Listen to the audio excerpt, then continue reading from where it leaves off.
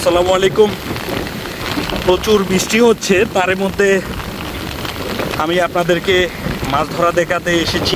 লক্ষ্য করলে বুঝতে পারবেন আমার আশপাশে প্রচুর ঝড় বৃষ্টি হচ্ছে, তার মধ্যে এখন মাছ ধরা হচ্ছে। গুলশা মাছ দেখতে পাচ্ছেন, গুলশা মাছ পাওয়া যাচ্ছে। মাছগুলা এখনও জীবিত আছে। আর এই বর্ষার বৃষ্টিতে কিন্তু প্রচুর পরিমাণে গুলশা মাছ পাওয়া যায়। স্থানীয় যে বাসিন্দারা রয়েছে তারা মাছগুলা ধরে থাকে। তো চলুন শেষ পর্যন্ত সাথে থাকবেন, আশা করি ভিডিওটি ভালো লাগবে। বাতাসের কারণে আসলে এখানে, তবুও আমি আপনাদেরকে মাছ ধরা দেখাবো। দেখতে পাচ্ছেন মাশাআল্লাহ গুলশা মাছের পেটে কিন্তু ডিম আছে। ডিমওয়ালা গুলশা ভাজি করে খেতে আসলে খুবই সুস্বাদু হয়। যারা গুলশা মাছের ডিম খেয়েছেন আগে, তারা মোটামুটি বলতে পারবেন এটার টেস্টটা সম্পর্কে তাদের নিশ্চয়ই আইডিয়া রয়েছে। আর যারা এই মাছের ডিম এখনও ভাজি করে খান নাই, বা অনেকে রয়েছেন হয়তো বা খান নাই, কিন্তু আশা করি আপনি যদি একবার খেয়ে দেখেন আশা করি ভালো লাগবে। আর এই গুলশা মাছের ডিমগুলা খুবই মজার হয়। এগুলো হচ্ছে নদীর গুলশা। অতিরিক্ত বৃষ্টি এবং প্রবল জোয়ারের কারণে গুলশা মাছ ধরা হয়। গুলশা মাছগুলো সাধারণত নদী থেকে যে লোকালয়, জোয়ারের পানি, লোকালয়ে জোয়ার পানি আসার কারণে এখানে কিন্তু গুলশা মাছগুলো উঠে আসে। আর এখানে বাটা জালটা আগে সেট করা হয়। দেখতে পাচ্ছেন বাটা জাল সেট করে রেখে গিয়েছে, এখন এসে মাছগুলা জাল থেকে নিচ্ছে। মাশাআল্লাহ ভালো গুলশা মাছ দেখা যাচ্ছে। গুলশা মাছগুলো জীবিত আছে।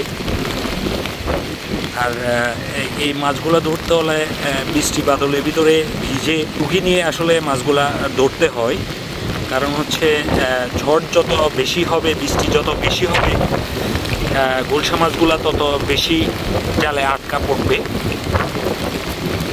আর আমার পাশে দেখতে পাচ্ছেন প্রবল ঝড় বয়ে যাচ্ছে, বাতাস এবং প্রচুর বৃষ্টি হচ্ছে। এখানে যে জমিনগুলো রয়েছে প্রত্যেকটা জমিনে প্রচুর পরিমাণে পানি উঠেছে। এই পানি উঠার কারণে মূলত হচ্ছে গুলশা মাছগুলা নদী থেকে উঠে এসেছে এবং তারা আটকা পড়তেছে জেলেদের জালে। আর জেলেরা এখানে মাছ ধরে যাচ্ছে। মাশাআল্লাহ এরা হচ্ছে স্থানীয় যারা বাসিন্দারা রয়েছে, তাদের বাড়ির পাশে যে জমিনগুলো রয়েছে, জমিনে সাধারণত এইভাবে বাটা জাল বা কারেন্ট জাল দিয়ে গুলশা মাছ ধরে থাকে। দেখতে পাচ্ছেন ভিজে ভিজে, ঝড় বাদলের ভিতরে ভিজে ভিজে এই মাছগুলা ধরতে হয়।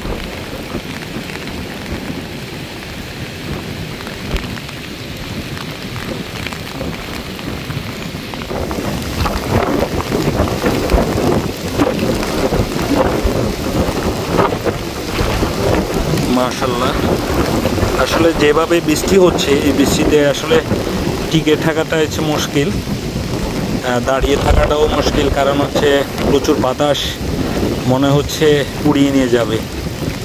যেহেতু নদী খুব কাছে, এ কারণে বাতাসের বেগটাও বেশি। আর খোলা জায়গাতে সাধারণত বাতাসটা অনুভূত হয় সবচেয়ে বেশি। যেহেতু আমি এখন জমিনে রয়েছি, খোলা জায়গাতেই রয়েছি, এখানে কিন্তু বাতাসের অনুভবটা বেশি হয়, সরাসরি গায়ে এসে ধাক্কা দেয়। এ কারণে এখানে দাঁড়িয়ে থাকাটা মুশকিল হয়ে যায়।